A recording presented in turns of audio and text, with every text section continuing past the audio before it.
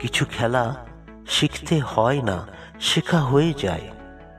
অনেকে বিরহে বিচ্ছেদে শূন্যতা পুষতে গিয়ে এতটা কাঙাল হয়ে পড়ে যে বাক্যহীন আবেগ যখন তার কাছে সম্ভোগ হয়, সে নিজের ঠোঁটে নিজে চুমু দিয়ে নির্জন বালিয়াড়ির মধ্যে নগ্ন ছায়ার সাথে অভিন্ন প্রেমে মেতে ওঠে। আকাশের নীল নিয়ে মানুষের মাঝে কত খেলাধুলা, অথচ তা কুয়াশায় বিছানো চাদর।